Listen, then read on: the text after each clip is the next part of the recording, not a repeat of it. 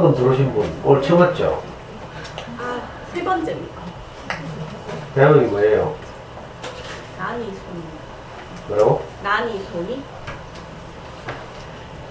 대구밤에서 예전에 저기 알고 난이손이 네네. 두산동 산다네? 네. 5살 초사. 네. 두산동 살면 애 학교 어디 다녀요? 그랑길 초등학교요. 대학교 초등학교? 네.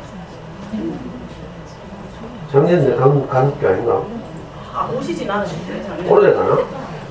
올해도 없으시던데요, 이렇게. 그럼 작년에 갔겠죠.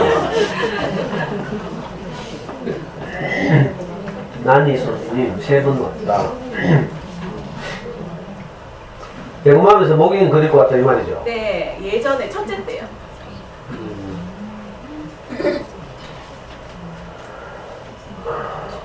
그 다음에 그 줄에 아무도 없어요 이제? 고압줄 우리 언제까지나 님, 그 다음에 그 옆에 누구지? 단돌맘. 성준이 내가 게임하는 거 말리지 마. 뭐 질난다고 못하겠다며.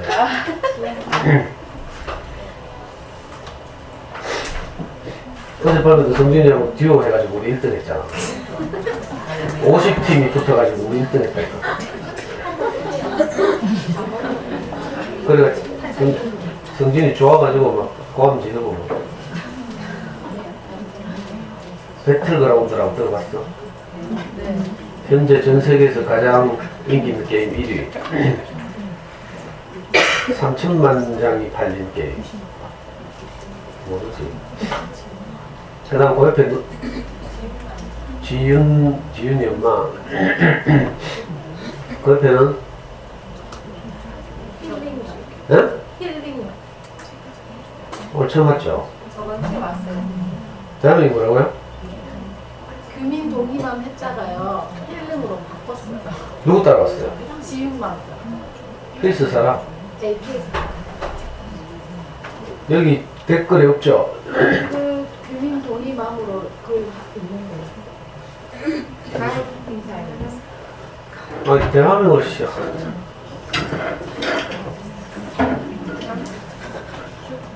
대한민국 하루아침에 바꿨고.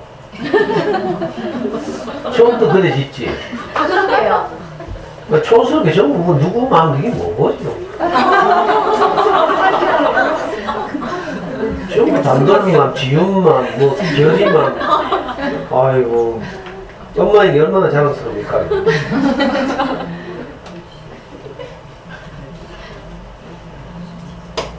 어딨어?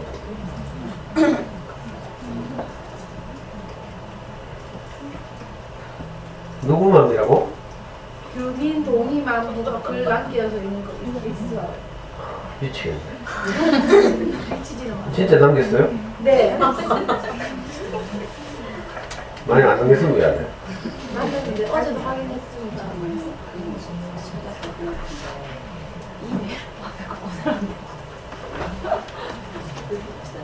아니 내가 눈이 공사가 없지?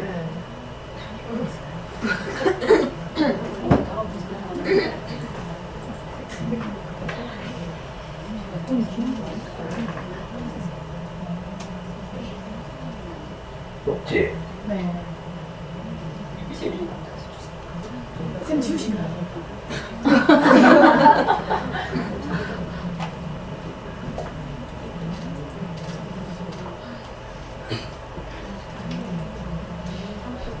여기는 애들 수업 신청하는 댓글 달았는데 여기 달았을 가능성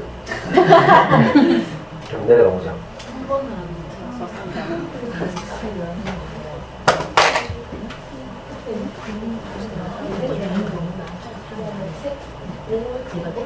가입 인사에 있는데 가입 인사 가입 인사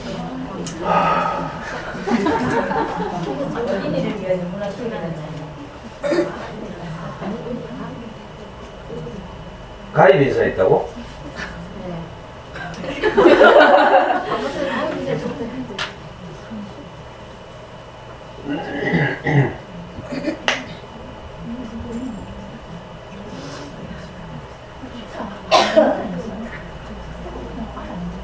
자, 그 앞에는 서영 엄마, 서영이 엄마 맞죠?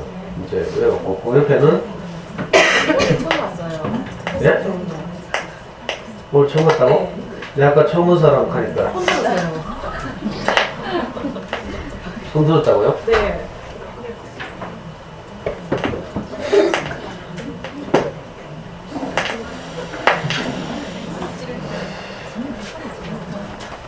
햇살 좋은 날이지.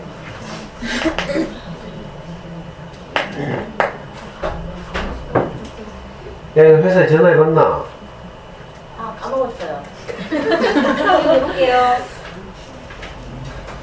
찌질거린다고 한 이야기가 다른 거 다 갈았잖아. 배터리도 갈았고 마이크도 새로 샀고 다 바꿨는데 지금 찌질거린다고. 앰프 수명이 다 한 건지.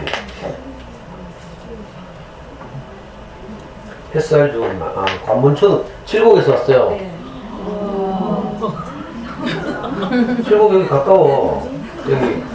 여기 관문초등학교 또 입구잖아, 입구. 맞죠?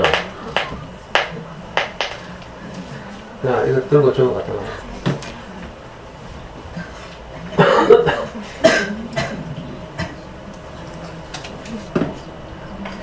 아, 네. 또, 그러면 그 옆에는, 진아, 예? 진아요. 대한민국 진화라고? 네네. 진천주. 여기 댓글 있어. 아, 여기 있네. 진천주 5학년 학부. 누구 따랐어요? 따라온 건 아니고 생명은 잘한다님 여기 다니시는 거 보고 생년 잘한다고 어떤 관계인데요? 같은 옛날에 지원이 전학 가기 전에 저희 애들하고 친구. 아, 그래요? 네. 지원이가 진천초 다녔어? 네네. 그 옆에는요, 대한민국 해피들 도윤이 엄마의 해피건데. 얘 댓글 안 달았지? 달았어?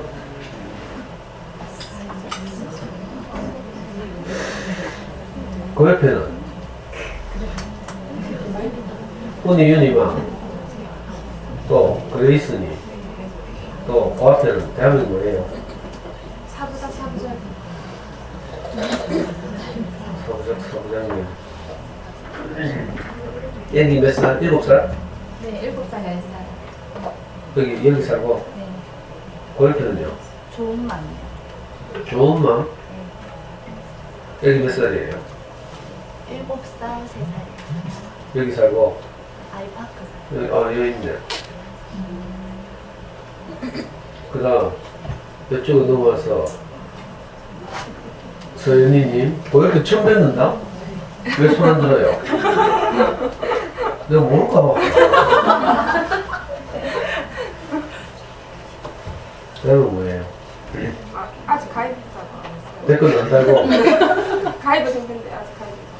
가입인사 안 해도 돼요. 누가 가입인사 하래? 아니, 이 강의 온다고 댓글을 달아요. 그 옆에 누구예요? 극복 대상이에요.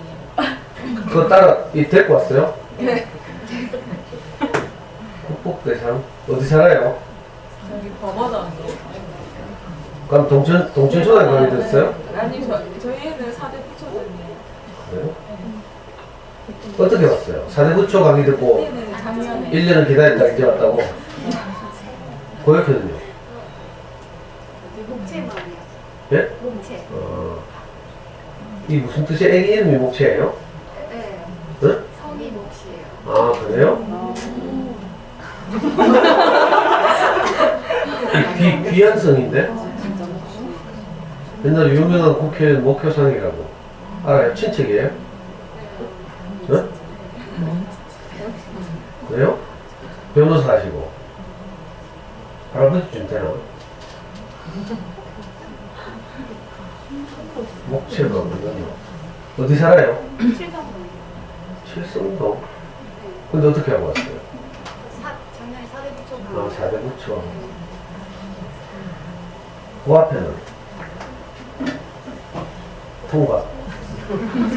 알겠어요. 여기는 대한민국이에요. 똘똘 스모. 어? 똘똘 스모. 어떻게 하고 왔어요? 학교 강의. 어느 학교? 공천차요. 동천초? 네.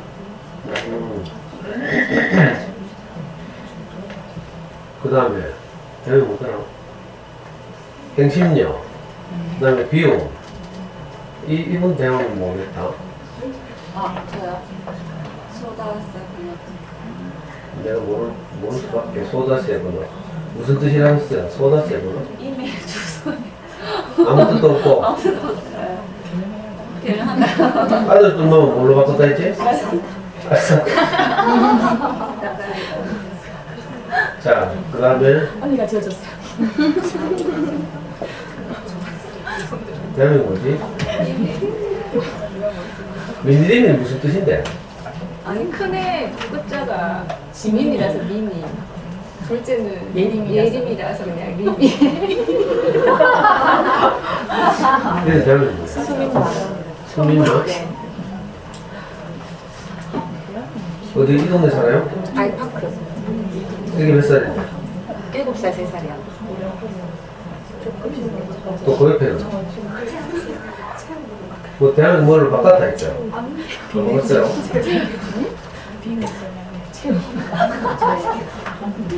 애기 이름이 태양이하고 태우양.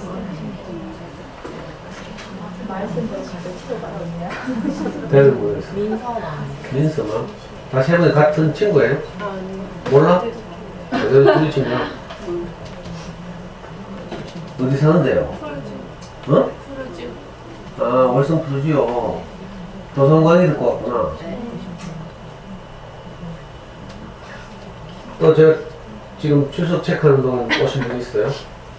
없지? 어떻게 사람이 갑자기 아니고 원래 그렇지만 점점 죽는다? 아니, 최근에 학교 강의 들은 엄마들이 전부 막 꿀떡같이 오겠다고 막 뺏겨다고 그러는데 온 사람 하나도 없지. 자, 요 최근에 나서 햇살 좋은 엄마가 왔네. 멜로nin이 많았죠. 여기 왔다. 그 다음에 수민만 왔고, 또 스머프 왔고. 이분 안 왔죠. 성동초 엄마들이 댓글만 달았네.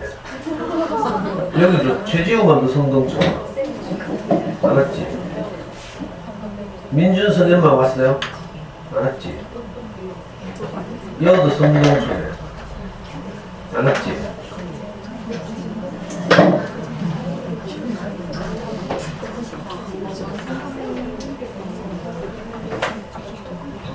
XDD 태형이네 태형. 그래 뭐 대충 하자. 남산초도 뭔가가 13층 나무집 한 많았지. 그래.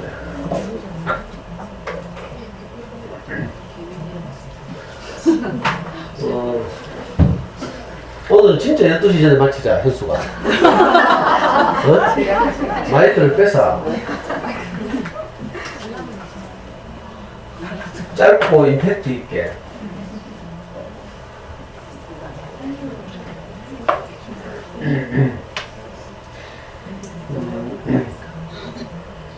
오늘 제가 선택한 책은요, 이름 짓기 좋아하는 할머니. 이거 2년 전에도 한번 말씀드렸던 책인데,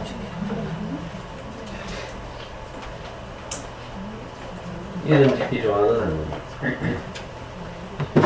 신시아 라일런트라는 분이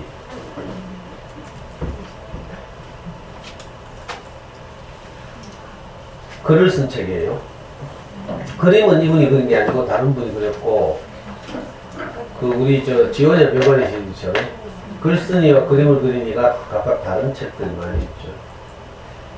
그럴 경우에 어느 쪽을 중시하는가는 좀 다른 문제인데, 이 책의 경우에는 이 글을 쓴 분을 중심으로, 글을 쓴 분이 굉장히 유명하죠. 제가 학교 다닐 때도 말씀드리지만 그림책이 노벨상이라고 불리는 칼데컵 두 번이나 받은 신시아 라일런트. 그리고 칼데컵만 받은 게 아니고요. 그 그림책이 주는 가장 권위 있는 상이 칼데컵이라면, 글줄책이 주는 가장 권위 있는 어린이 상은 뉴베리 상이라고 있어요. 성격이 똑같아요. 전미 도서관 협회에서 해마다 그해 발간된, 영어로 발간된 그 고학년 또는 청소년 대상 책 중에 가장 뛰어난 작품에게 그 뉴베리상이라고 추천. 우리 연구소도 저 방안에 들어가면 그 청소년식에 읽을 수 있는 뉴베리상 수상 같은 게 나오는데 방향을 괜찮나? 이렇게 하니까 괜찮나? 이 신시아 라이언트라는 작가는 그 책 뒷표지에도 나와 있는데요.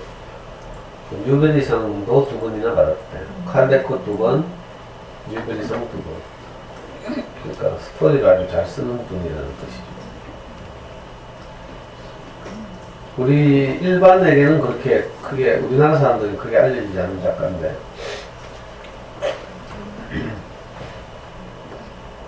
출판사는 보물창고. 보물창고도 뭐, 그렇게, 뭐, 메이저 출판사는 아니죠. 이름 짓기 좋아하는 할머니. 제가 한번 읽어볼게요.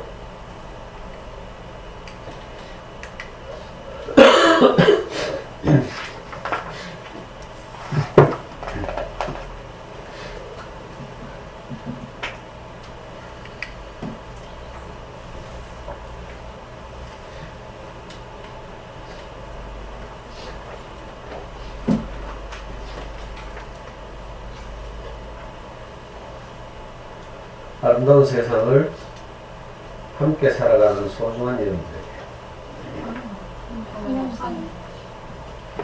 여기 뜬데 왜 있지?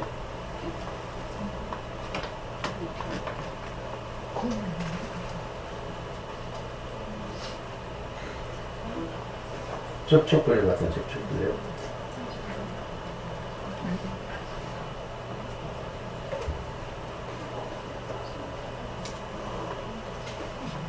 오이씨.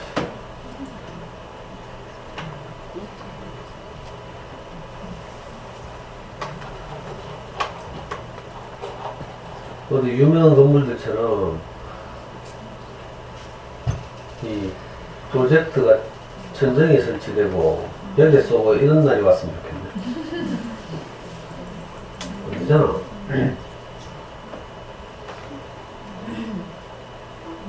현정아. 네. 야, 화면 안 나온다.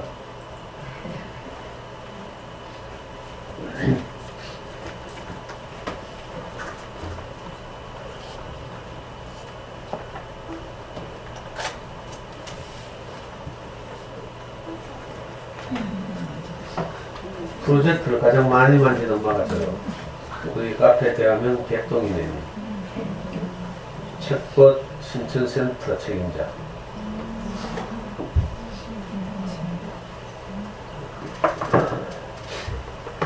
아름다운 세상을 함께 살아가는 소중한 이들에게. 이름 짓기를 무척 좋아하는 할머니가 있었습니다. 할머니는 낡은 자가용에게 배치라는 이름을 지어주었어요. 할머니가 앉아 쉬는 헌 의자에게는 프레드라는 이름을, 밤마다 누워 자는 침대에게는 로젠느라는 이름을 지어주었어요. 그리고 할머니가 오래오래 살아온 집에게는 프랭클린이라는 이름을 지어주었어요.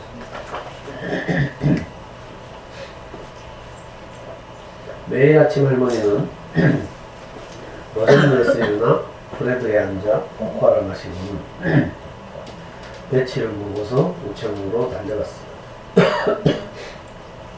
할머니는 늘 누군가로부터 편지가 오기를 기다렸지만 세금 고지서밖에 날아오지 않았어요.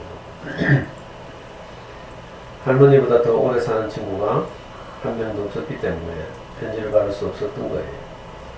할머니는 친구가 하나도 없는 외로운 노인이 되는 게 싫었어요.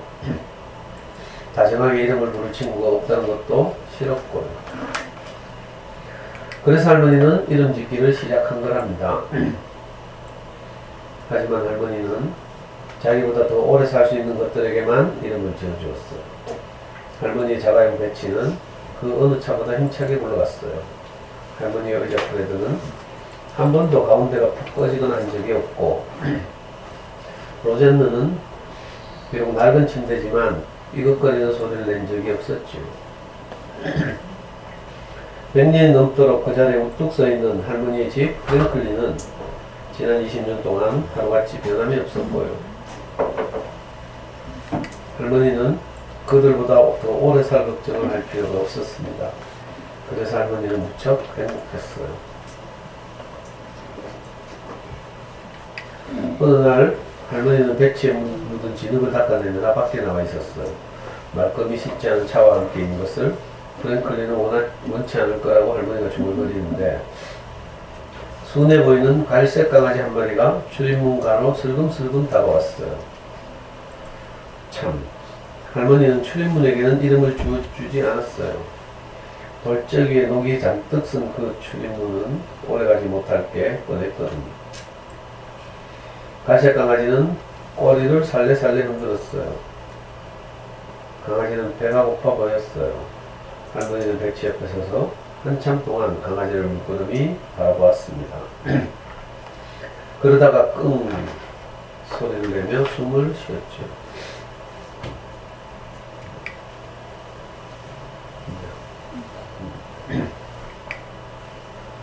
할머니는 프랭클린 안으로 들어가 냉장고에서 햄 한 덩어리를 꺼내들고는 다시 밖으로 나왔습니다. 할머니는 배고픈 강아지에게 햄을 건네준 다음 어서 집으로 돌아가라고 말했어요. 할머니는 강아지에게 배치가 내뿜는 연기가 해로울 것이며 프레드는 좀처럼 자기 위에 강아지를 앉히려 들지 않을 것이며 로젠드는 강아지와 함께 눕기엔 너무 비좁을 거라고 말했어요. 그리고 무엇보다도 프랭클린은 강아지 털 날리는 것을 못 견뎌할 거라고 말했죠. 그러자 강아지는 가버렸어요.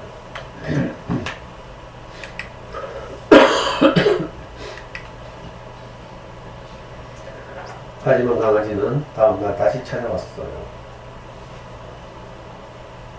할머니가 프레드 위에 앉아 책을 읽고 있는데 창문으로 강아지가 보였어요. 집에 가거라. 할머니가 말했지만 강아지는 할머니에게 꼬리를 살레살레 흔들었어요. 집에 가라니까? 할머니가 큰 소리로 다시 말했지만 강아지는 계속 꼬리만 흔들 뿐이었어요. 강아지가 여전히 배가 고파 보여서 할머니는 냉장고로 갔습니다. 할머니는 치즈 한 조각과 과자 2개를 강아지에게 주면서 어서 집으로 돌아가라고 말했어요. 그러자 강아지는 가버렸어요. 그날 밤 할머니는 베개를 둥글게 만들어 로젠드 위에 놓으며 강아지의 모습을 떠올렸어요. 아주 착하고 예쁜 강아지라고 생각했죠. 그래도 강아지를 머물게 할 수는 없었습니다. 강아지를 머물게 하려면 이름을 지어줘야만 하니까요. 강아지는 프랭클린이나 프레드, 배치나 로젠드처럼 오래오래 살지 못할 게 분명했어요. 할머니가 오히려 강아지보다 더 오래 살 것만 같았어요. 할머니는 친구들보다 더 오래 살아서 혼자 남겨진다는 게 두렵고 싫었거든요. 할머니는 앞으로 계속 강아지를 돌려보내야겠다고 마음먹었습니다.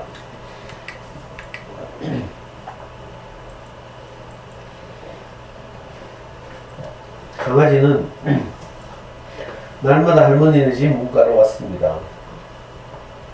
문가로 찾아왔습니다. 그럴 때마다 할머니는 강아지에게 먹이를 주고는 집에 가라고 말했죠. 강아지는 어디론가 갔다가 다음 날에는 또 어김없이 찾아오곤 했어요. 그렇게 몇 달이 지나갔어요. 강아지는 무럭무럭 자라서 이제 어엿한 개가 되었습니다. 하지만 아직도 이름이 없었어요. 그동안 할머니는 새 옷을 장만했는데 그 옷장이에겐 빌이라는 이름을 지어주었죠. 새로 산 외바퀴 손수로에겐 프랜신이라는 이름을, 정원한 귀퉁이에 새로 들여놓은 돼지 조각상에겐 버드라는 이름을 지어주었어요. 하지만 할머니는 날마다 정성껏 먹이를 주면서도 오직 개에게만은 이름을 지어주지 않았습니다.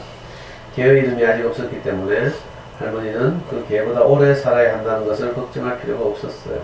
그래서 참 다행이라고 생각했어요.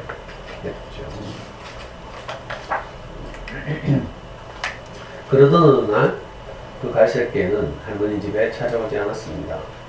하루 종일 할머니는 프레드 위에 앉아 문가를 내다보았지만 개는 오지 않았어요. 할머니는 문득 마음이 허전하고 쓸쓸해졌습니다.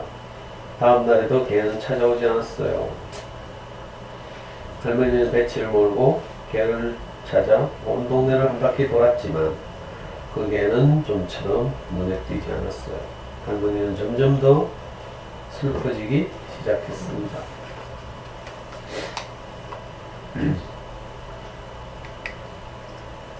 그 다음 날에도 개가 찾아오지 않자 할머니는 무슨 수라도 써야겠다고 마음먹었습니다.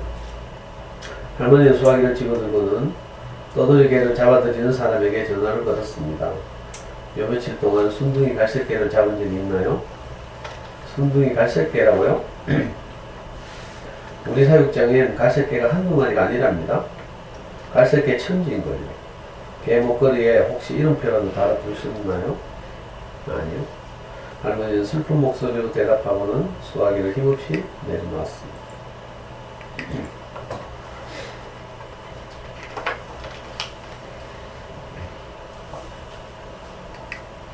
할머니는 계단에 앉아 목걸이에 이름표가 없는 순둥이 갈색개를 생각했습니다. 어디에 있건 그 개는 날마다 할머니네 집 문가에 찾아오기 마련이었고 할머니는 개에게 먹이를 주고는 어서 돌아가라고 이르게 되어 있다는 것을,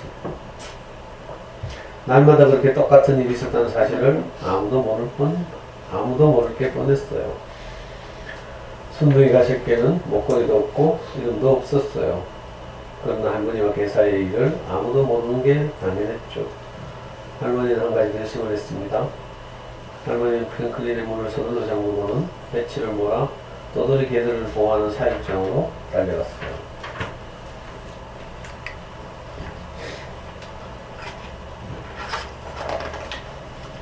우리 개를 찾으러 왔어요. 할머니 말에 사육사가 털 색깔을 물었죠. 갈색이에요.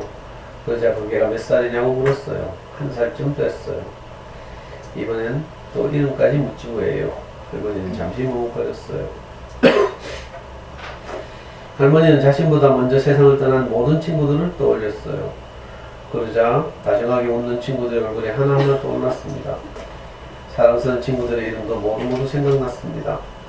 그리고 이렇게 좋은 친구들을 사귀었던 게 얼마나 큰 행운이었는지 깨달았습니다. 할머니는 자신있게 말했습니다. 우리의 이름은 럭키랍니다. 행운이라는 뜻이 담긴 이름이죠.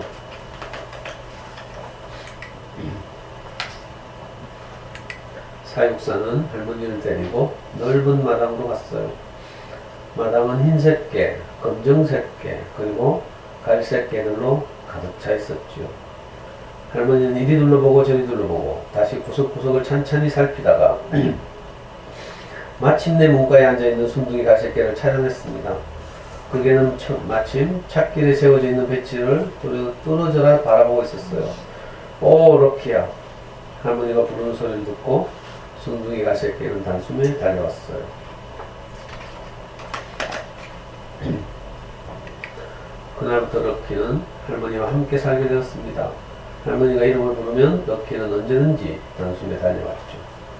다행히도 배치가 내뿜는 연기가 럭키를 병나게 하지도 않았고 그래도 기꺼이 자기 위에 럭키를 앉도록 허락했죠.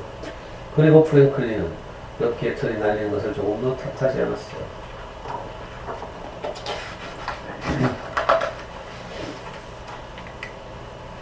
그리고 노전네의 따뜻한 품은 매일 밤 럭키와 그 이름을 지어준 할머니가 함께 눕고도 남을 만큼 넓고도 넉넉했답니다.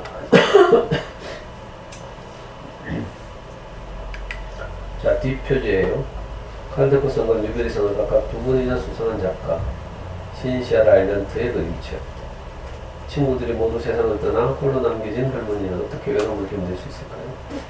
할머니는 자기보다 더 오래 살 수 있는 것들에게만 이름을 지어주는 일로 외로움을 달래곤 했답니다. 오래된 집에게는 프랭클린이라는 이름을, 밤마다 누워 자는 침대에게는 로젠느라는 이름을, 낡은 자가용에게는 배치라는 이름을 지어주었죠. 그러던 어느 날 순둥이 갈색 강아지 한 마리가 나타났어요. 하지만 할머니는 강아지에게만은 이름을 지어주지 않고 자꾸 돌려보냅니다. 그래도 날마다 할머니를 찾아오는 이 순진하고 귀여운 강아지에겐 어떤 꽁꽁이가 있는 걸까요? 이번에는 이 책을 번역한 분이 이야기를 한 겁니다.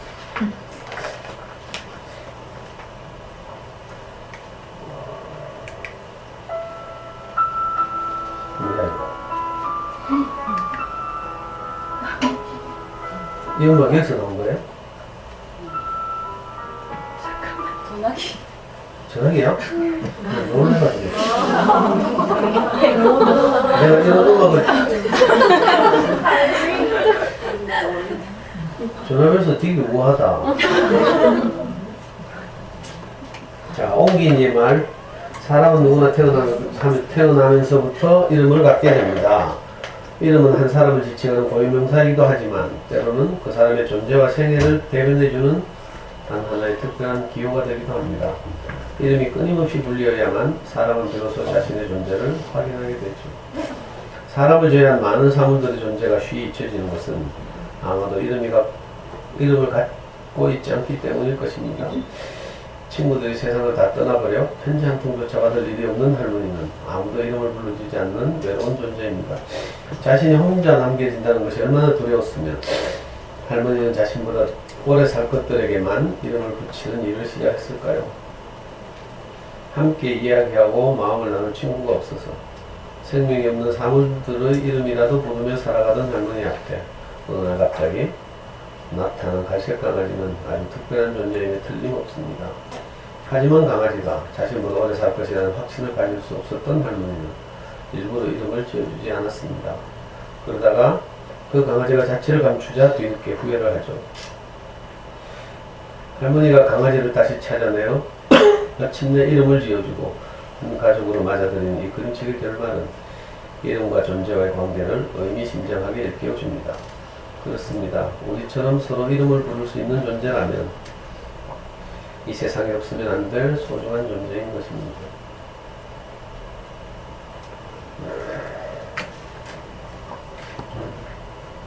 자, 그리고 제가 이 오늘 강의와 관련해서 한번 생각해보자고 가져온 이거 안 보이고 김춘수 선생의 시, 유명한 시 다 알죠? 꽃. 내가 그의 이름을 불러주기 전에는 그는 다만 하나의 몸짓에 지나지 않았다. 내가 그의 이름을 불러주었을 때 그는 나에게로 와서 꽃이 되었다. 내가 그의 이름을 불러준 것처럼 나의 빛깔과 향기에 알맞는 누가 나의 이름을 불러다오. 그에게로 가서 나도 그의 꽃이 되고 싶다. 우리들은 모두 무엇이 되고 싶다. 너는 나에게, 나는 너에게 잊혀지지 않는 하나의 눈짓이 되고 싶다. 그리고 또 오늘 강의 관련해서 제가 김춘수의 꽃, 또 아까 신천대로에 있는 유명한 철학관 있죠. 장명소.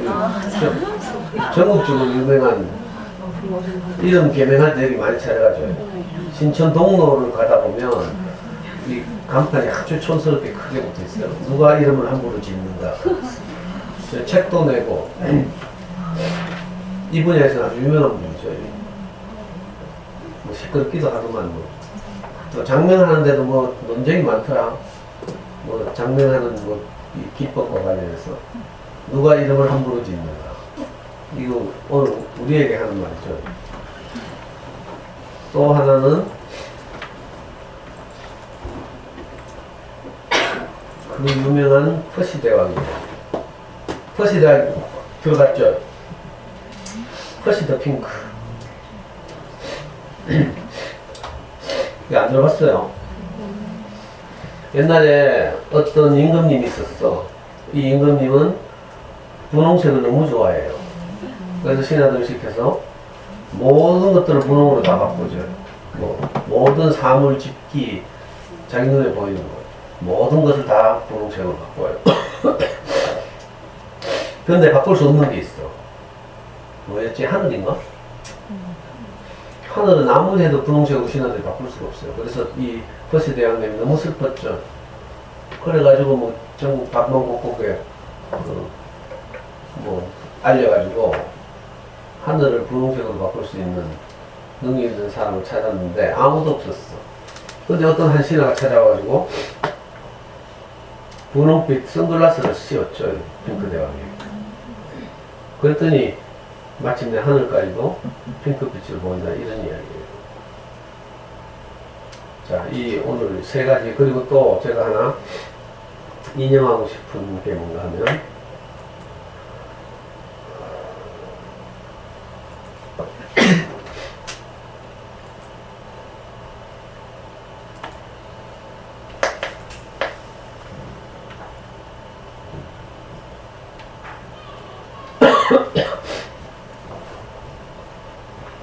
이 오늘 이름 짓기에 관련해서 등장하는 성경에 보면,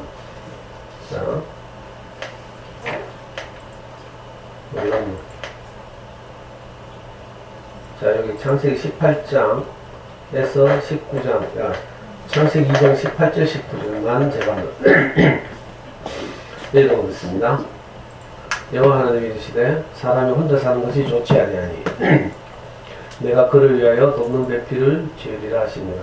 여호와 하나님이 흙으로 각종 돌짐승과 공중의 각종 새를 지으시고 아담이 무엇이라고 부르나 보시려고 그것들을 그에게로 이끌어 가시니 아담이 각 생물에게 부르는 것이 곧 그 이름이 되었더라.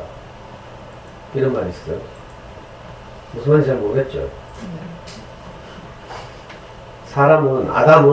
아담은 이제 우리를 대표하는 인류죠. 그냥 옛날 뭐 이렇게 생각하면 되고 우리를 대표하는 사람 이렇게 생각합니다. 다시 말하면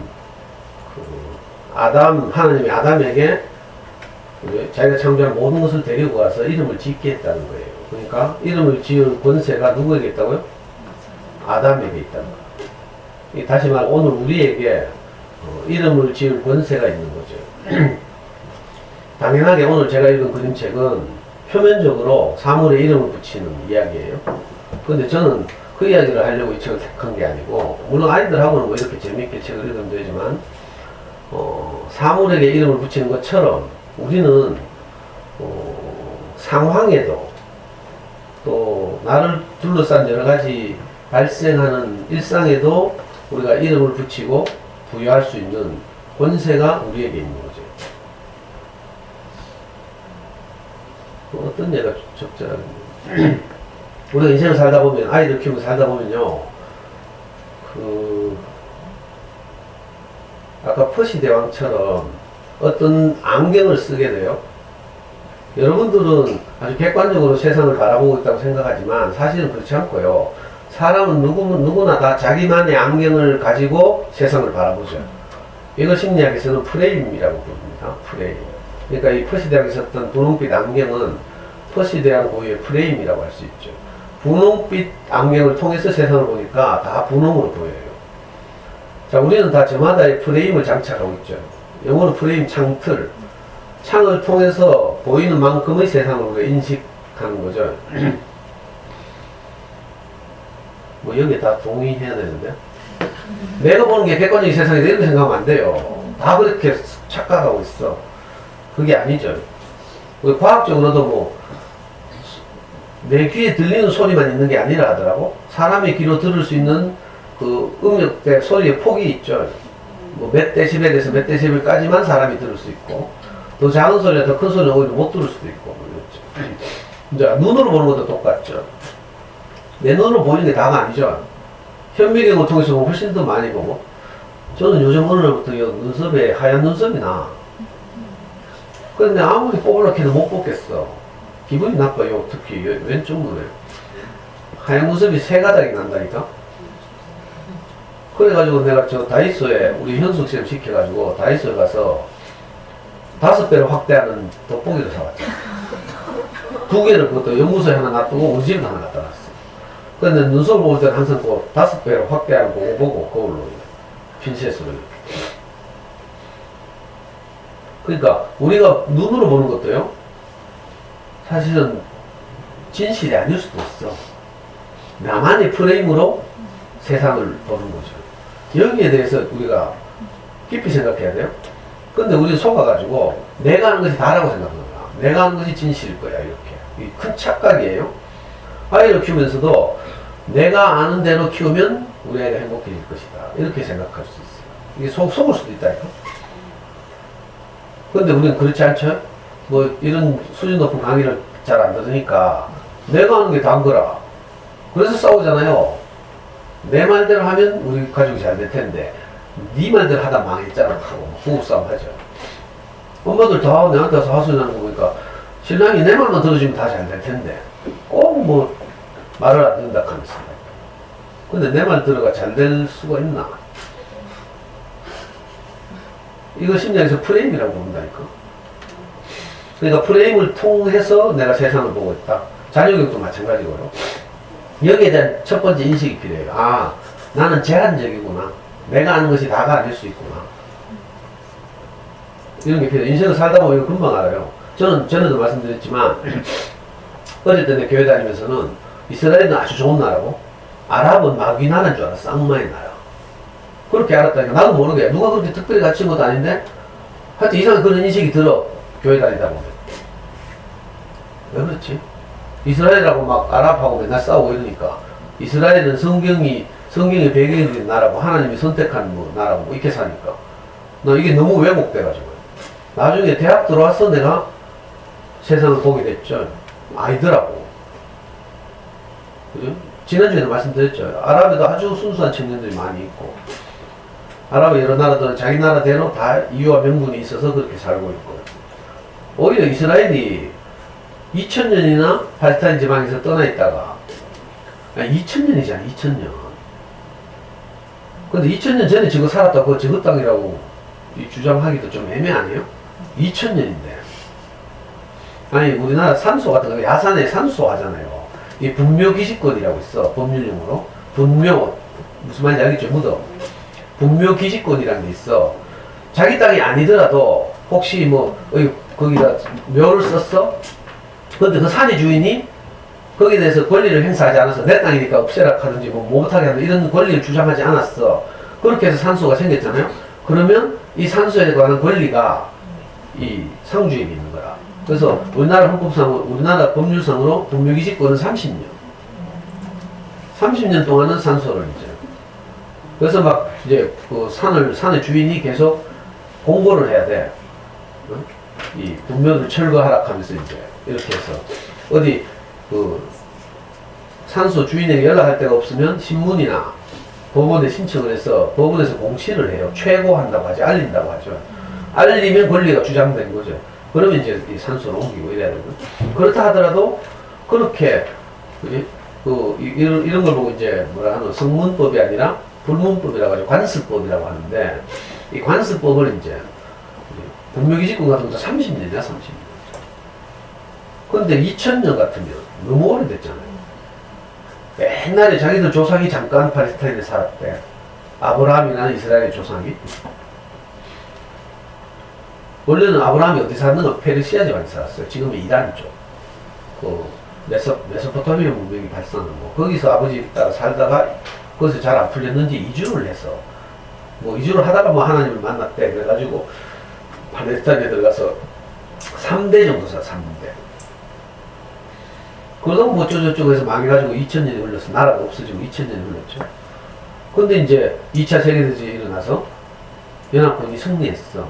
그리고 유태인들 세계각국으로 흩어졌는데 미국으로도 많이 들어갔죠. 그래서 미국의 최상위 그 집단, 영향력을 미치는 최상위 집단 안에 주이시, 유태인들이 굉장히 많이 있다고 하죠.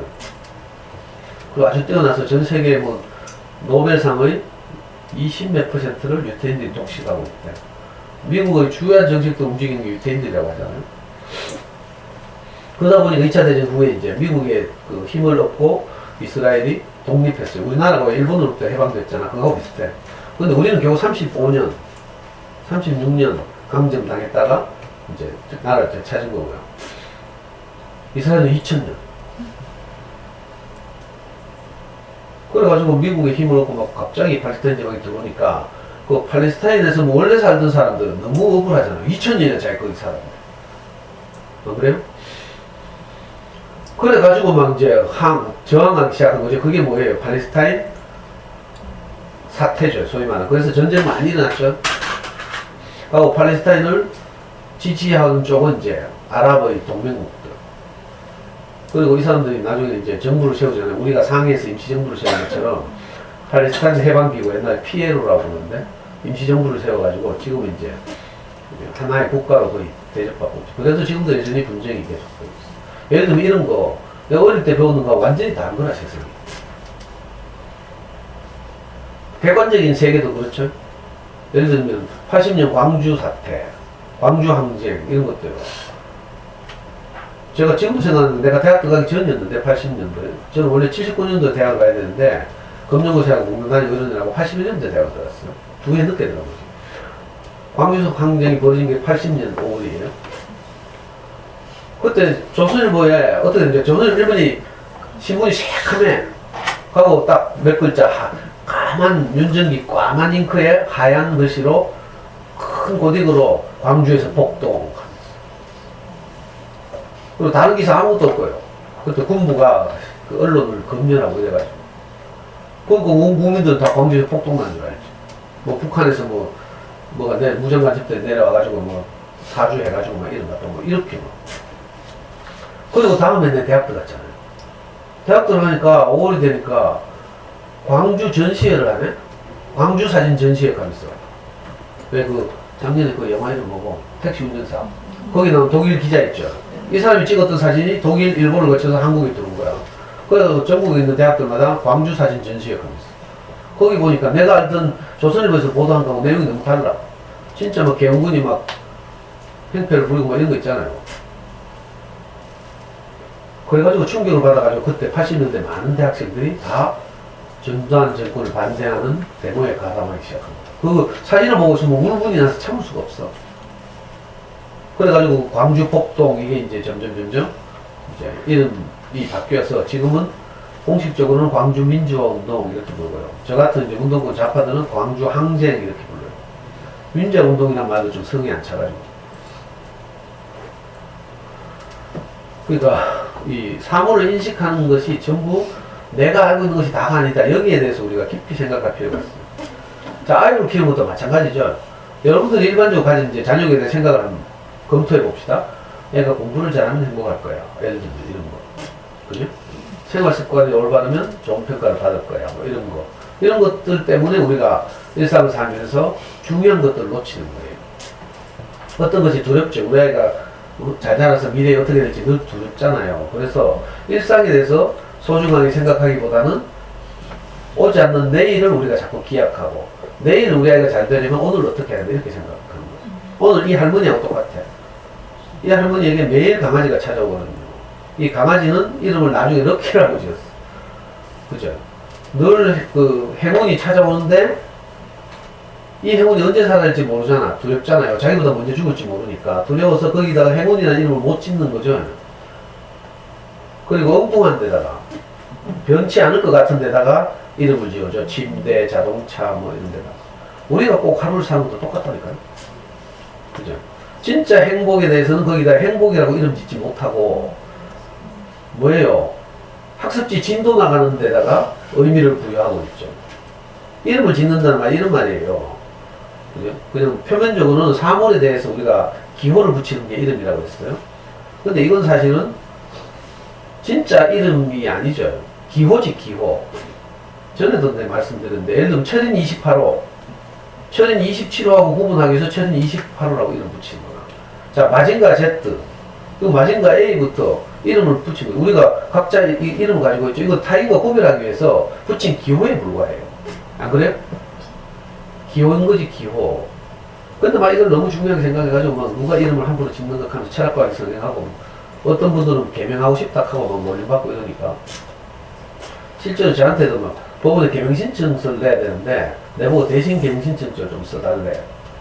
그건 막 써주고 이랬다. 왜냐면 법원을 설득하려면 논리적이라야 되거든.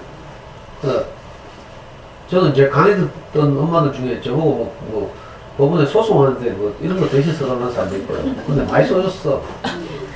내가 뭐 자기가 눕지만 그래도 보통 엄마들보다 내가 똑똑할 거 아니야. 그래서 예를 들면 준비서면, 답변서, 뭐 하나 날라오죠. 상대방에 의해서 뭐 날라오잖아. 그 뭐 내용 증명 이런 거 날라오잖아. 내용 증명을 통해서 뭘 주장하거든요. 권리를 주장해. 민사소송 같은 거 하면. 그럼 거기에서 적극적으로 답변하지 않으면 나중에 법원에서 저쪽의 주장을 인정하는 것처럼 이제 보일 수도 있어요. 그래서 내용 증명이 날라오면 거기에 적극적으로 아니라고 하는 다시 내용 증명을 보내거나 답변서를 보내거나 이런 게 좋거든요.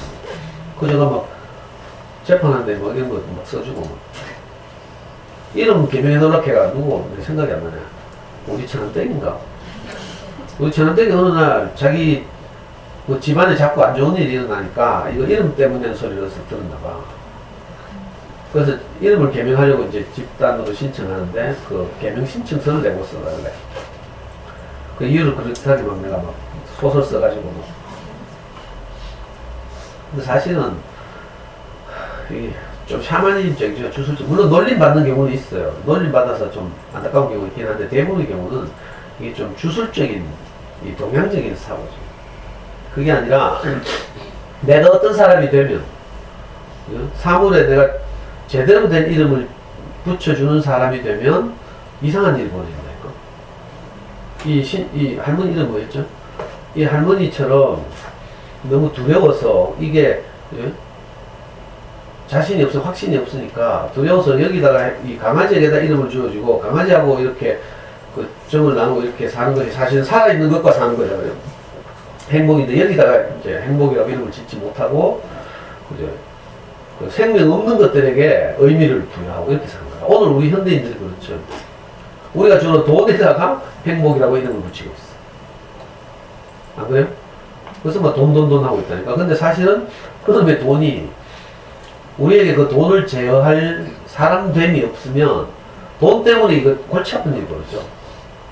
안 그래요? 제가 제 주변에 있던 우리 아줌마들 보니까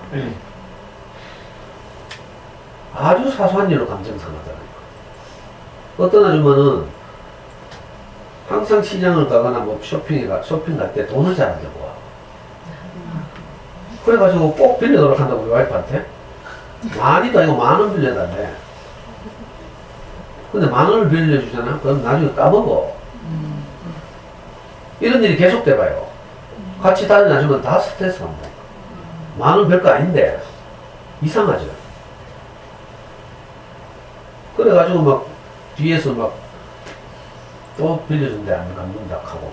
근데 10,000원 빌리는 사람 생각이 안 난대. 너무 작은 돈이고 막 이러니까. 아주 친하게 우리가 한 가족처럼 지내는데도 그런 일이 벌어지더라고요. 이상하죠.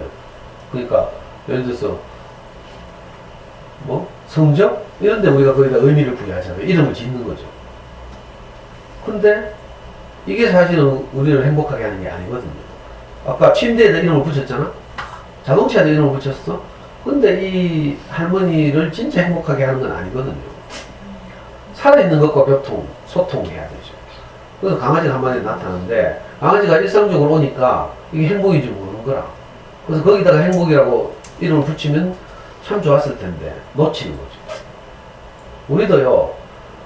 저는 아이하고 함께 살아보니까 처음엔 저도 늘 말씀드렸지만 아이와 함께 사는 것이 얼마나 행복한지 인식을 잘 못했어요. 그리고 우리 아이가 공부를 잘했으면 이런 생각을 한 거죠. 그래서 공부에다 내가 의미를 많이 부여했죠. 거기다가는 뭐 세상에서 가장 중요한 가치 이렇게 이름을 붙이고 그리고 열심히 공부를 잘하게 키워봤어요. 우리 애가 진짜 공부를 잘했다니까. 잠수선에서도 유명했어요. 여러분들은 뭐 내가 잠수선에서 얼마나 유명한지 모르지. 답답해 죽겠네 진짜 이거. 뭐 좀 알아야 뭐.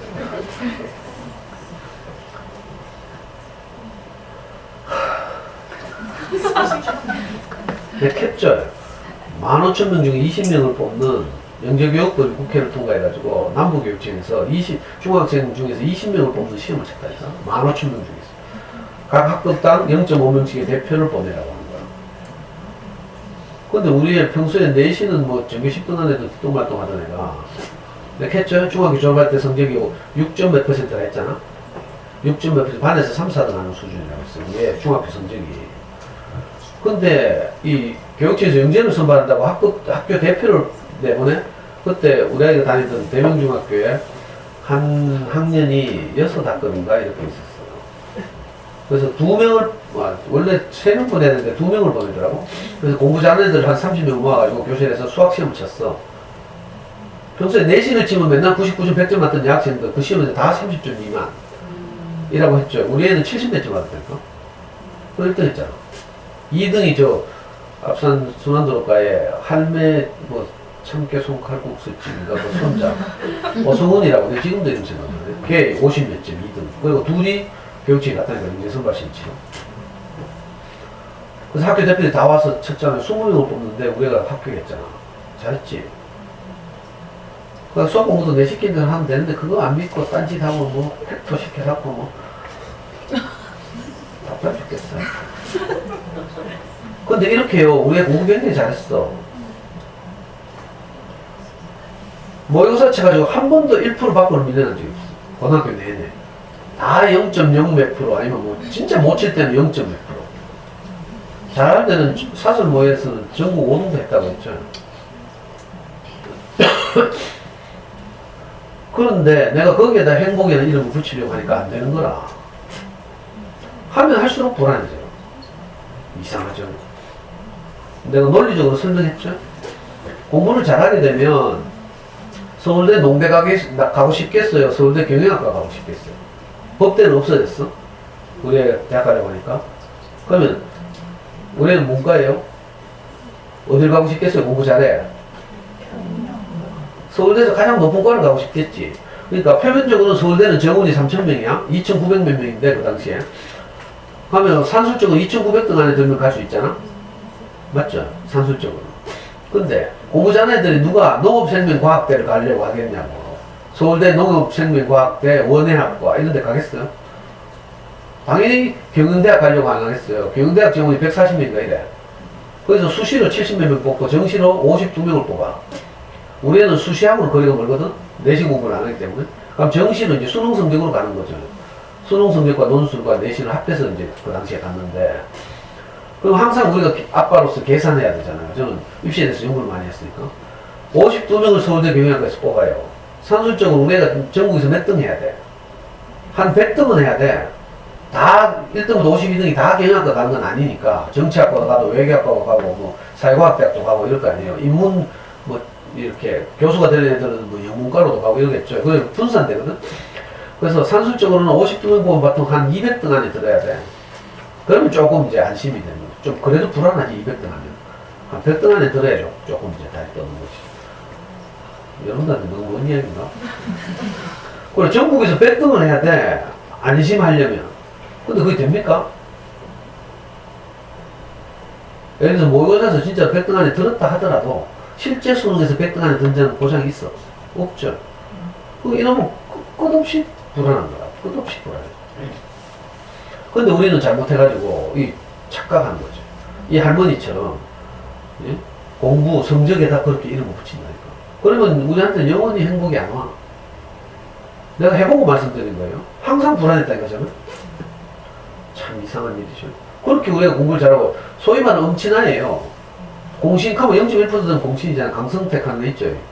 서울 공대 나와가지고 지 동생 민사고 나오고 뭐 내가 동생 친구들하고 모아가지고 공신닷컴을 만들었잖아. 거기서 공신을 정의하기를 0.1%라는 데는 공신이래. 우리는 실제로 그 입시 세계에서 가장 권 있는 사이트 옛날에 오르비스 옵티무스라는 사이트가 있어요. 수험생들의 그 최상위권 수험생들의 사이트야. 오르비스 옵티무스. 거기 가입하려면 옛날에는 상위 1% 안에 든다는 성적표를 인증해야 돼. 수능 모의고사든지 탭스 950점 이상이든지 예? 수능 모의고사 상위 1% 안에 들면 그 성적을 위조하지 못하게 접어서 그림자가 보이도록 찍어서 보내야 그 사이트에 가입할 수 있어. 그 사이트 이름이 오르비스 옵티무스, 라틴어로 최우등 집단 이런 뜻이에요. 우리는 당연히 뭐 1% 안에 드니까 그 인증해서 들어갔죠. 내가 인증했잖아. 왜냐면 거기서 최상위권 입시 정보를 내가 얻어야 되니까. 다른 데가 어디 가서 얻을 수 없어. 거기 들어갔죠? 그 안에 들어가면 또 하나의 폐쇄 그룹이 있어. 오르비스 옵티무스 안에 에피 오르비스 옵티무스. 걔가 에피라는 접두사가 붙어. 그건 더 최정의 집단에서 더 이거는 0.01% 안에 들어야 돼. 우리 애는 성적을 인정해가지고 0.0 몇 프로 안에 들어가지고 그 에피에서 활동했다니까? 발음도 안 되네. 에피 오르비스 옵티무스. 지금도 있어요, 그 사이트. 그 사이트 누가 만들었는가 하면 서울대 의대 학생이 만들었어. 서울대 의대 학생이 입시에 대해서 이렇게 치르다가 얘가 서울대를 가고 싶은데 못 가고 삼수를 해서 서울대를 갔거든. 아슬아슬한 성적 차이로. 그래가지고 처음에는 한림대에 갔잖아. 춘천에 한림대에 들어갔어. 근데 이제 얘가 이제 너무 아쉬우니까 입시에 대해서 계속 연구하고 이러다가 자기가 알게 된 노하우를 가지고 이 오르비스 옵티무스라는 걸 만들었잖아. 그래가지고 한때는 1% 안에 들면 못 들어가다가 요즘은 좀 이게 문호가 넓어져서 시간이 좀 흘러가지고 이제 문과는 상위 2%, 이과는 상위 1%. 그러다가 좀 있으니까 이과는 의치한, 문과는 뭐 상위 2%까지 이렇게. 요즘은 이제 교대까지 좀 입시 정보가 거기 있어. 한 상위 4%까지. 그런 사이트가 있어. 그래가지고 이 운영자는 우리나라에서 가장 권위 있는 명문대 입시 전문가가 됐어. 지금은 이제 서울대를 졸업하고 의사겠지. 이광목이라고, 얘는 그래서 옛날에 EBS 입시 서명 같은 거 하면 초청 강사로 들어갔던 거. 우리 입시 때 저도 서울에 올라가서 직접 걔를 만난 적도 있어. 여러분들 너무 어리고 이러다 내가 이런 이야기 안 하는데 머리 터질까봐. 내가 얼마나 공부에 중요한 이름을 부여하고 살았는가를 말하고 싶어서. 근데 이상하게 제 안에 평화가 없어. 참 이상하죠. 항상 불안했어요. 이걸 내가 비유해서 말했죠. 말 두면 종 부리고 싶다. 우리 속담에 말 두면 종 부리고 싶다 이런 말이 있어. 말이 없어서 맨날 집신 신고 장거리를 걸어 다니니까 얼마나 힘들어요. 그래서 어떤 사람들 소원이 말이 있었으면 좋겠다 이렇게 생각한다니까. 근데 막상 말을 가지게 되면 어떻게 돼요? 말을 관리할 종이 또 필요한 거야. 이 세계가 이렇다는 거예요. 물질 세계가. 돈이 10억만 있으면 좋겠죠? 10억 있어봐. 어디 붙일 데가 없다니까? 사업한다고 생각하고 10억까지 어디 붙일 데 있는가? 사람이 한 번 없으면 좋은데, 내가 가끔씩 복권 당첨된 상상한다고 했죠. 복권 당첨돼가지고 내가 예를 들어서 한 10억을 받는다고 쳐. 운이 좋아서. 근데 돈이 생기면 집 사야 되지? 그리고 내 동생 좀 집 없는데 안타깝잖아. 내 동생 집도 하나 사줘야 되지? 그리고 내가 직업이 없으니까 뭐 하다못해 카페라도 하나 차려야 되잖아? 10억까지 모자래. 차라리 돈이 없을 때 내 카페 차릴 생각을 안 하잖아. 그냥 엄마한테 강의나 하고 돌아다니면 되지. 근데 10억 있다고 생각하면 아 카페라도 차려서 뭐 이렇게 이런 생각이 든다니까. 이상하죠. 그래도 속으로 뭐 10억 있으면 좋겠다 이 할게요. 이게 말귀를 못 알아듣는다는 뜻이에요.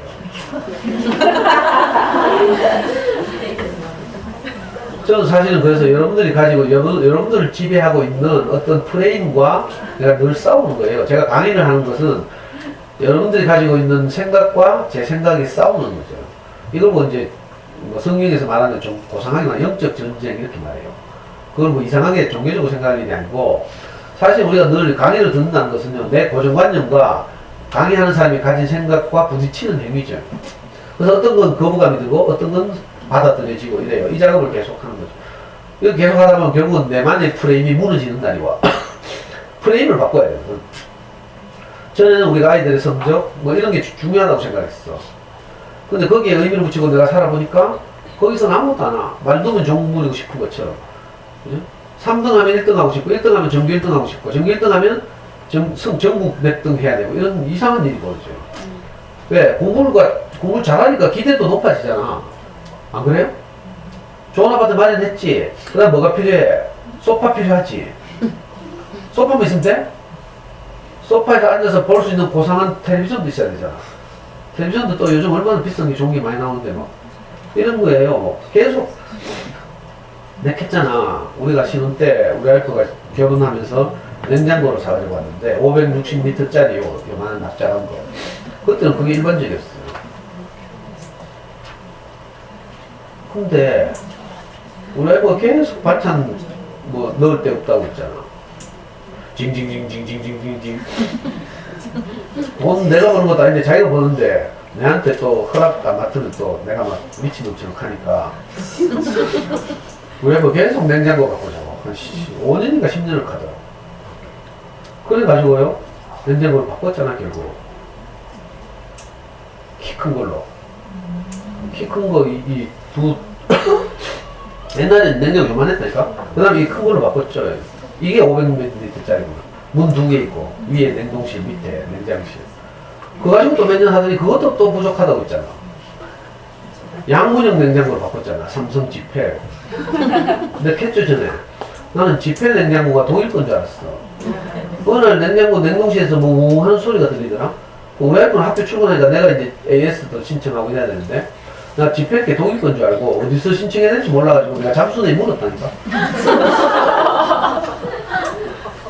우리 집 독일집 지펠 냉장고인데 AS는 어디 신청해야 됩니까? 하고 물으니까 잠수내 엄마한테 발칵 뒤집어졌어. 그거 삼성 건데요. 아이고. 그러니까 삼성 AS 불러가지고 이제 그 소리 나는 거 잡고 이랬어. 근데 자, 두 번이나 냉장고 바꿨죠? 여전히 내가 먹을 반찬 아무것도 없어. 냉장고 크기가 계속 커지는 거야. 그리고 우리 와이프는 항상 부족해. 냉장고 반통만 할 때나 키 컸거나 양문형이거나 항상 부족해. 반찬 찾는다고요. 냉장고 문을 여는 거지 수색하잖아요? 수색하다 보면 꼭 곰팡이가 나와. 뭐, 허옇게 해가 뭐. 근데 요즘은요, 아예 냉장고 문 열 생각을 안 해. 그냥 그 가스레인지 위에 뭐가 얹어져 있으면 내가 밥 먹고 오고, 아무것도 없으면 그냥 오고. 또 좀 있으면 또 징징거려가지고, 이번에는 김치 넣을 데가 없다 해가지고, 또 김치에 샀잖아, 김치에. 지폐도 있고 짐태도 있어. 두 식구 사는데. 애는 서울 가고 없고. 근데도 여전히 내가 뭘 발전할까? 가끔씩 지폐를 왼쪽 문 열면 뭐 후두둑 떨어져. 재료는 그렇게 많아. 막 얼려가지고 막. 근데 내가 먹을 건 없어. 비슷해. 지금 무슨 일이 아니에요. 이번에 5년 전에 6년 전에 상인 화성파크 지금 새로 지은 아파트로 들어가니까 그 빌트인 냉장고 하나 있다. LG 김치떡. 우리 두 식구 사는데 이제 김치 냉장고 2개에다가 지폐까지 있어. 근데 여전히 내 물건 없다. 안 이상해요? 이게 옛날 어른들이 한 속담이라 만두면 종부이고 싶다. 이런 건요, 객관적으로 아무리 더 많아져도 만족이 없다는 뜻이에요. 이상하다니까. 근데 여기에 속고 있어. 네? 뭐가 좀 환경이 바뀌면, 형편이 나아지면 내 인생이 행복할 거야. 우리 아이가 공부를 잘하면 우리 아이가 행복해질 거야. 이건 속는 거예요. 그런데다 행복이라고 이름을 붙이고 기대하면 안 돼. 그죠? 신씨 할머니는 자기를 늘 행복하게 하는 그 살아있는 강아지, 자기보다 먼저 살아니까 두려워가지고 행복이라고 이름을 못 붙인다. 우리가 아이들하고 일상을 살면서 거기다 행복을 못 붙이잖아. 왜냐하면 내가 너를 사랑한다 이렇게 하면 지멋대로 할까봐, 버릇 나빠질까봐. 사랑한단 말로 막 꾹 눌러 참고 막 있잖아. 칭찬도 안 하죠. 칭찬하면 자만할까봐. 이상하지 않아요? 그 우리 일상에 행복이라고 이름 붙이고 대견이라고 이름 붙이고 자랑이라고 이름 붙여야 되는데 이거 다 심략한 거야. 애들 뭐 상 받으면 자랑스럽잖아요. 너무 기쁘죠. 다 받는 상이라 할지라도 기쁜 게 부모라. 근데 이거 자랑 못 한다니까. 왜? 다 받으니까. 남들 욕할까봐. 근데 캤잖아요. 우리 연구소 엄마는 캤어. 내한테는 뭐든지 자랑하라 했어. 사실은 자랑하고 싶거든 우리가. 내가 어떤 집에 갔어? 어떤 집에 갔더니 그 집 거실에 있잖아요. 애가 받아온 상장이 한쪽 벽면에 다 붙어있어. 이 엄마가 얼마나 애가 자랑스럽겠어요. 아들 하나 있는데 엄마는 산업체 부설고등에 나왔어. 엄마 아빠 이혼하고 어려운 환경에서 자기가 그 산업체 부설 무슨 말인지 알죠? 공장에서 일하면서 야간 학교를 다녔어. 자기 동생들을 그렇게 키웠어. 근데 자기가 공부를 못했잖아요. 똑똑한데 공부를 많이 못했다니까. 나중에 이제 방통대학 다니고 있는데 이 엄마가 자기가 공부를 하는 것이 너무 아쉬운데 자기 아들을 하나 낳았어. 근데 애가 공부를 잘하거든. 마침 또 모기님 남편 친구야. 그 아빠가. 그래가지고 모기님한테서 계속 제 강의 파일을 받아가지고 듣고 사교육 안 시키고 아주 공부를 잘했다니까. 지금 뭐 어디가 있노? 자사고가 있지. 그때 초등학교 때 내가 얘가 평리동인가 살았는데 그 평리 무슨 아파트지? 롯데캐슬인가? 그 집에 갔어? 놀러 갔어? 가보니까 아니 거실 한쪽 벽면에 애 다 상장이야. 이 엄마가 얼마나 아들을 자랑스럽게 생각하면 그죠? 그 오만 상장을 벽에다 막 액자 다 만들어 다 붙여놨다. 근데 사실은 그게 우리 마음이거든. 우리도 그렇게 자랑스럽잖아요. 근데 남들 눈이 무서워가지고 거기다가 자랑스럽다고 이름 붙이지 못하는 거야. 이상한 일이죠. 우리가 그래서 지금 강아지가 매일 찾아와. 강아지 이거 막 움직이고 막 꼬리 흔들고 막 너무 사랑스럽잖아요. 그죠? 그 시간이 너무 소중한데 사실은. 다시는 오지 않는다. 어느 날 강아지가 안 와. 여러분도 지금 아이들하고 사는 일상이요. 다시 올 것 같아. 안 와. 지금 제가 경험하고 있잖아요. 매일 찌좀 뽑고 아이하고 살 때 그때 뭐 하여튼 잡을지라도 행복했다니까. 근데 인마 이거 커가지고 뭐 대학 괜히 공부 잘해가지고 대학 가니까 서울 가보니까 2달에 한 번 오고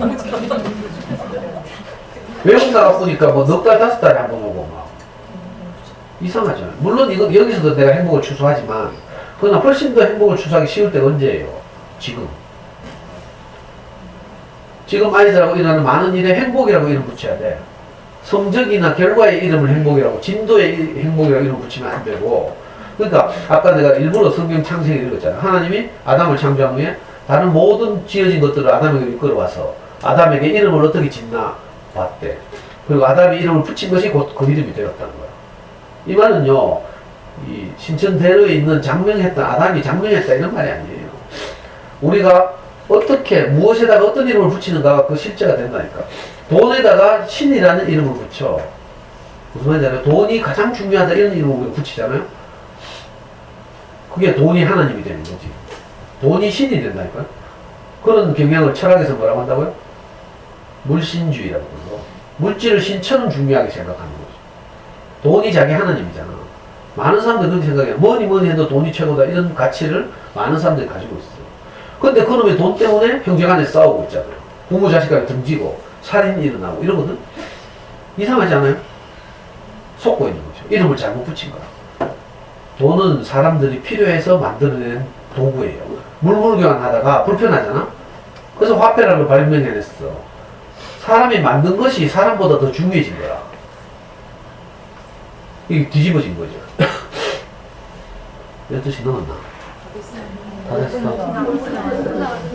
5분 남았어. 진짜 중요한 거예요. 우리는 일상에 또는 사물에 또는 내 주변에 일어나는 모든 일에 우리가 이름을 붙일 아주 소중한 존재다. 이걸 꼭 알아야 돼.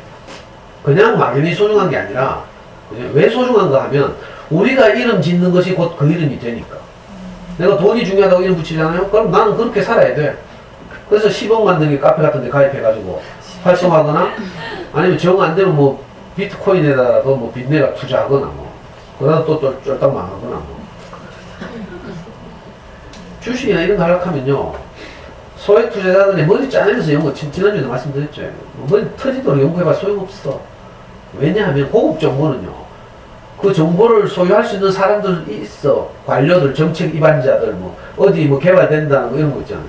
그러니까 다 먼저 해보고 난 다음에 몇 년 후에 이제 일반에 공개되거든. 그러니까 소액 투자자들이 아무리 뭐 주식책 사들고 공부해도 소용없어요. 그걸 알아야지. 나보다 고수가 있다.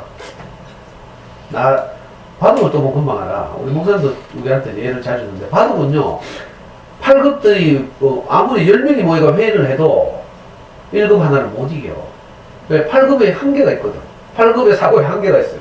8급들이 아무리 연구해가 뭐 해도 프로기사들이 아무도 모여서 회의해도 알파고 못 이긴다니까. 이상하죠. 우리가 속으면 안 돼요. 그저 중요하지 않은 것에 너무 중요한 이름을 붙여요. 정말 소중한 것에는 우리가 그냥 의미 없이 보내고 이런 거죠. 이 강아지는 그냥 매일 보내는 것처럼. 그게 아니라니까. 자, 그래서 오늘부터 그죠? 내 주변에서 일어나는 일에 이름을 붙여. 오늘 아이들이 학교 갔다 오잖아요. 여기서 이름 붙여. 학교 갔다 오는 일은 일상이다 이렇게 이름 붙이면 안 되고요. 정말 기적 같은 일이다 이렇게. 학교를 갔다 온다는 거 이게 진짜 얼마나 중요한 일인지 알아요? 애가 정말 크게 아파봐야 아는데 크게 아파가지고 중환자실에 누워봐야 건강해서 학교 갔으면 좋겠다 이 생각이 든다니까. 우리 그 이제 있잖아요 서재에 사시는 피어너드님 그 어떻게 알았지? 유튜브 보고 이분이 유튜브 보고 쭉 내 강의를 듣다가 어느 날 현장 강의 듣고 싶어서 재작년인가? 재작년 가을에 9월달에 처음으로 강의를 들어왔어. 그리고 그분이 그때 카페에 그렇게 댓글을 남겼다니까. 뭐라고 그러겠더라. 아무래도 이제 안일하고 평범하게 살 거라고 생각하고 어떤 댓글을 남겼어. 근데 첫 강의를 딱 듣고 돌아갔는데 애가 아팠어. 머리가 아파가지고. 큰 병원에 가보니까 바로 서울로 올라가겠죠. 그래가지고 어디지? 서울 현대 아산병원 갔잖아. 그래 뇌 수술을 크게 하고요. 최근에 이제 이분이 저한테 소식이 왔는데 애가 다행히 요즘은 하루에 한 3시간 정도 학교 갈 수 있게 됐대. 그래가지고 애가 학교 가는 걸 너무 기뻐한다는 거야. 우리 연구소에 찾아왔잖아요. 1년 후에 수술 다 하고. 수술하러 가기 전에 저를 찾아왔어요. 선생님 보고 가면 왠지 내가 용기가 날 것 같아서 찾아왔다고. 그리고 수술 끝나고 가끔씩 소식 제가 카페에도 소식 남기고 하죠. 최근에 나한테 문자 한 가보고 왔어요. 보니까 이제 아직 완전히 회복된 건 아니지만 그래도 이제 오전에 학교 가서 한 3시간 정도의 수업을 받을 수 있게 됐다고. 그래서 애가 너무 좋아한다는 거야.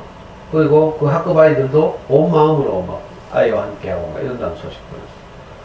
이 엄마는 그때 하늘이 무너진 것 같아요. 그래서 우리 카페에 그때 글을 남겼잖아요. 애 수술 받아야 되는, 그때 백무인 거였죠.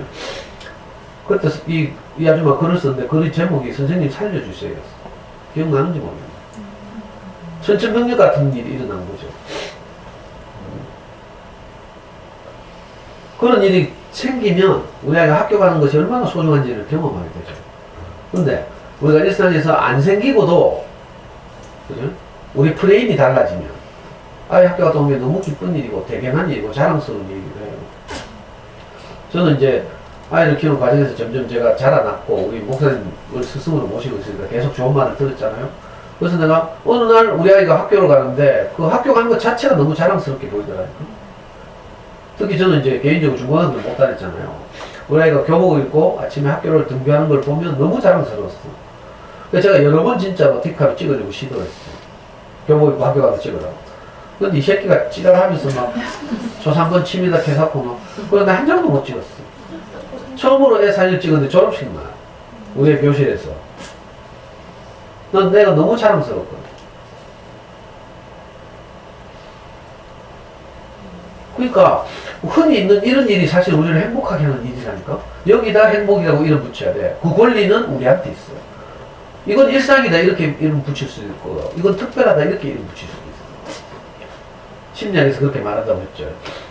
긍정심리학에서 행복의 10가지 조건 가운데 하나가 뭐예요? 당연하다고 생각되는 일을 내가 특별하다고 여길 때 거기서 감사가 나오고 행복하고 이런 거죠. 그러니까 그냥 있는 일이 아니라니까. 제가 학교 가는 때 가끔 이야기하지만 제 어릴 때 초등학교 다닐 생각하면 저는 악몽이에요. 악몽. 학교 가는 거 자체가 공부했다니까. 저는 제일 힘들 때 언제인가 방학 끝나고 개학합니다. 방학 숙제라고는 탐구생활? 책 하나 내주잖아. 거기다 끄적거리는 거. 그것도 서술하는 거 내가 못하고 단답하는 건지 조금 해가지고 돌봐주는 사람이 없으니까 요즘 수학 공부하듯이 요즘 수학 공부할 때 왜 이야기해보시고 말해보시고 엄마들 다 지나가잖아. 꼭 그런 것처럼 문제 나오면 좀 계산하고 이러죠. 옛날에 내가 그 방학생활 그거 할 때도 그랬다. 결과를 이야기해보시고 하고 이런 활동해보시고 이런 건 아무것도 못 적고 그죠?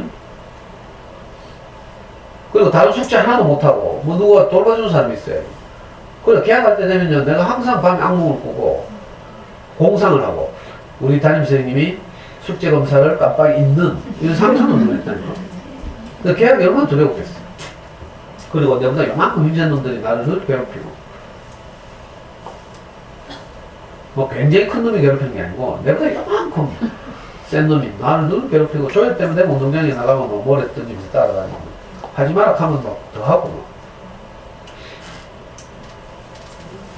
그래서 저는 아이들이 학교 갔다 오는 게 너무 대견해요. 물론 친구들 만나고 놀고 즐거운 일도 있지만 거기서 비교도 안 하고요. 이런저런 많은 일들을 겪고 그걸 다 이기고 학교생활 하고 오거든. 너무 기특하잖아요. 여기에 자랑스럽다, 대견스럽다, 대견하다 이런 이름을 붙이라니까. 그냥 남들 눈 의식하지 말고요. 우리 속으로 그렇잖아. 너무 자랑스럽잖아. 유아기 때 보니까 엄마 뭐 별거 아닌데 나가봐 동영상 찍으면서 울고 막 애들 무대 올라가서 재롱잔치 유치원에서 하니까 뭐 난리를 떨대. 그게 진심이잖아 사실은. 남들이 뭘 하거나 간에. 저는요 우리 어릴 때 잠수정도 하나도 모를 때 어떤 초등학교 선생님 우리 교회 후배가 우리 아이한테 어린이 서점에서 그때 영어책도 약간 치고 그랬는데 영어 동화책을 하는 영어 회화책을 하는 사람 아주 약하고 유치한 거. 그걸 보면서 우리 아이가 몇 문장을 외웠잖아. 그 유명한 거 Where are you from? 뭐. I'm from America. 뭐. 그 다음 뭐지? How are you? I'm fine, thank you. 뭐. 한 5문장 외웠어요. 근데 있잖아 내가 우리 교회 갔는데 우리 교회에서 영어를 제일 잘하는 형님이 한 분 있어. 그 옛날에 우리 목사님과 함께 CCC 간사로 근무한 분인데 CCC 총재의 설교를 영어로 통역하던 분이 우리 목사님 만나서 때려치우고 지금 함께 살고 있는데 이분 지금 그래서 LA에서 늘 나가서 이제 선교를 하고 이러는 분인데 그 영어를 늘 잘하거든. 처음 내가 이 교회를 갔을 때도 너무 반갑다고 나를 데리고 미국 무대 데리고 갔는데 지금도 생각나네. 미국 무대 데리고 가는데 미국 무대는 저기 중등증이 있어야 되니까 중등증 내가 없었거든 그때. 말소되고 내가 하여튼 비정상적으로 살아가지고 뭐 예비군 훈련도 보이콧하고 막 중등증이 없었어. 그래가지고 이 형님이 내 미국 무대 데리고 가고 싶고 자기 직계거든 내가 우리 가족이. 그래서 미국 무대 데리고 가고 싶은데 중등증이 없잖아. 니하고 닮은 사람이 있다 하면서 뭐 어떤 집으로 막 차려놓고 그래서 우리 교회 어떤 형 내하고 닮았다고 가서 그 형이 중등증을 빌려가지고 내 미국 무대 갔어. 그래서 햄버거하고 콜라 대접받았거든. 그때 내가 얼마나 기분이 나빴는지. 내하고 하나도 안 닮았어. 빼빼한 것만 닮았던 그런 에피소드인데. 하여튼 그 형님한테 우리 애가 갔잖아. 5살 때, 6살 때가. 그래서 내가 일부러 저 삼촌한테 말 붙여봐라 하면서 이런 거. 그러니까 막 또 아빠가 찌랄하니까 우리 애는 가가지고 있잖아. 뭐 삼촌한테 말하는 거 하와이 하고. 그럼 그 삼촌이 뭐 파인 땡큐 해주잖아. and you 하거든. 그럼 자기도 파인 하고 뭐 여라이 프로 하고 이 몇 마디 하는데 내가 막 얼굴에 화끈화끈거리고 있잖아. 우리 애가 혹시 그 말 외우고 못할까봐 있잖아요. 이게 부모 마음이라니까. 유치찬란하지만 이게 우리 마음이에요. 우리 애들한테 일어나는 착한 것들이 우리 너무 소중하고 자랑스러웠거든. 근데 세상이 무서웠어. 세상이 집에 갇힌 그게 아니거든요. 돈, 명예, 성적, 높이 올라가는 거 이런 걸 중요하게 생각하니까 우리가 거기에 짓눌려가지고 우리가 일상에서 일어나는 일에 행복이라고 이름 못 붙이는 거야. 그죠? 근데 제가 이제 제 프레임이 달라졌죠. 제 스승을 만나서 완전히 인생이 달라졌어. 그리고 나서 보니까 아이하고 일어나는 많은 일들이 나를 정말 행복하게 한 거야. 그래서 내가 담대하게 난 아이를 키우는 일이 정말 행복했습니다. 이렇게 말하는 거죠. 많은 일들이 있다고 했어요. 찌르고 보고 싸우고 잡고 뭐 많은 일들이 있었어요. 그건 다 어떻게 해요? 배출한다고 했죠. 우리 일상에서 생산되는 쓰레기들은 분리 배출하고 우리 아이와 함께 우리가 행복했던 것은 내가 저장하고 이러면 돼요. 그러면 나중에 되면 휴지 좀 더. 마이크 못 뺐겠지?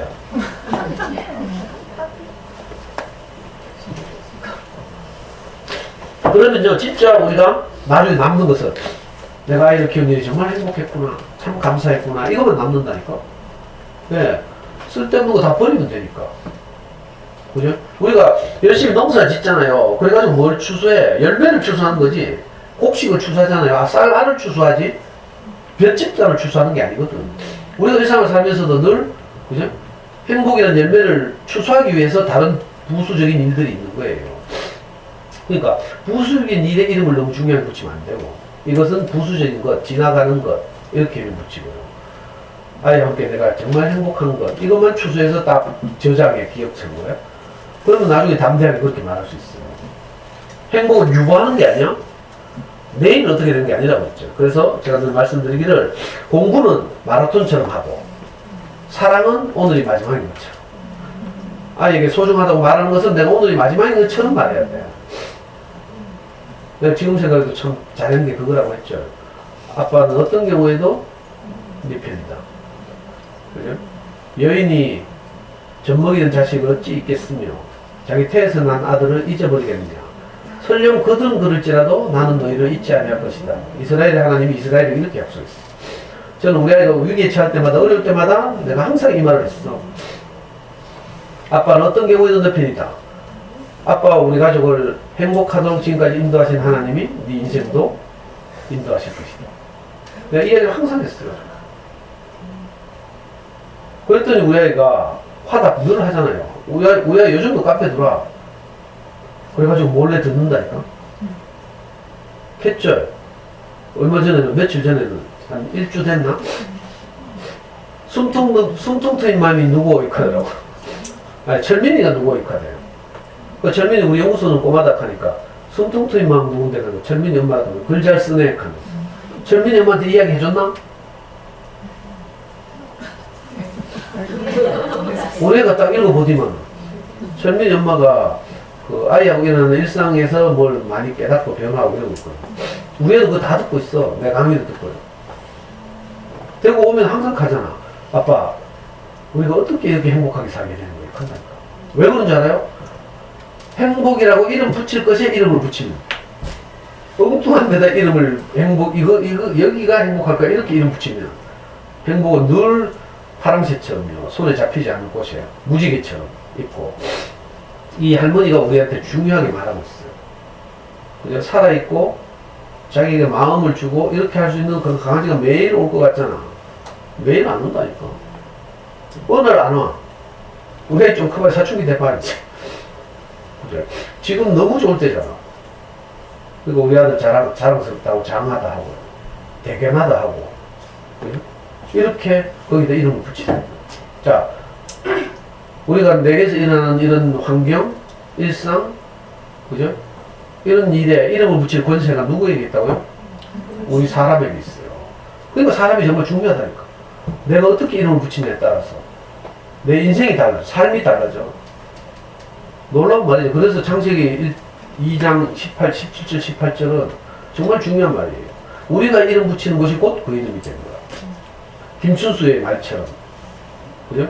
내가 꽃이라고 이름을 불러주니까 꽃이라고 이름이 된 거지. 그전에는 몸짓이 지나지 않았대.